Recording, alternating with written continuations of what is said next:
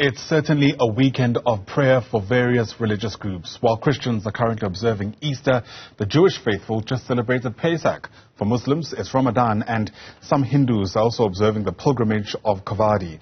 Now, the Break Village Temple in Tongaat, that's near Durban, is hosting one of the biggest events, or such big events in South Africa, with more than 20,000 people expected to join the festivities. It's also where we find our reporter Karinda Jagmohan, who joins us now live from Tongaat. Karinda, tell us a bit more about what's happening there.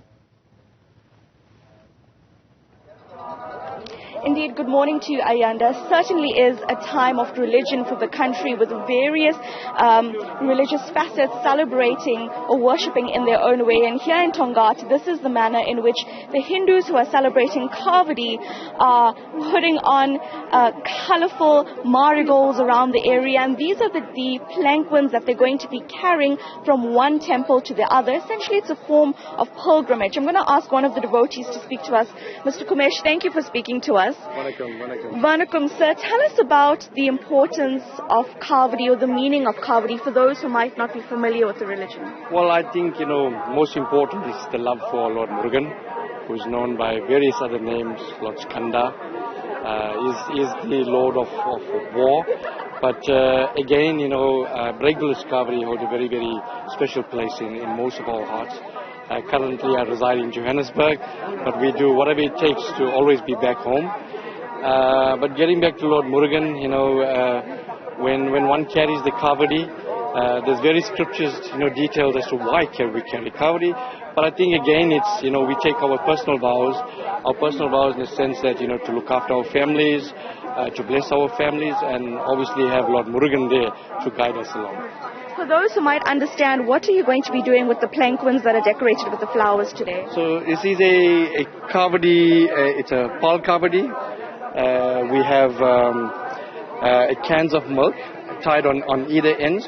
So basically, carrying a Kavadi on your shoulder is carrying the burdens on your shoulder, and obviously taking it through to a journey that we started on the ground here, the outspan ground in Tongaat, and all the way back to the Alayam, the temple. And thereafter we offer the milk as Abhishekam to Lord Murugan. Finally, sir, it's a religious weekend for many religions across the country. And you came all the way from Joburg. Why do you think that people are really focused on religion at this time, especially in this year? Do you think that we need more, especially young people, to come forward? Oh, most definitely. And I think you'll have a look at, especially the Kavadi festival, we're seeing the younger generations that's more attracted to the Kavadi festivals. You'll see a lot of youngsters playing bhajans here. So bhajans, they use a cylindrical brass equipment known as talams or cymbals, and most importantly the drums with a specific beat. So that gives the power and the vibration. And I think, but more especially now in this day and age, being close to God, whatever religion you are, God is one. We always profess that. You'll hear a lot of, it's also a special time for the Islam religion, where it's Ramadan as well. It's a very auspicious time for Lord Jesus. And obviously, the Break Village Alayam celebrates Pangani Uttram Kavadi. So as I said, we have various different types of Kavadi. In January, it's a Thaipusam Kavadi.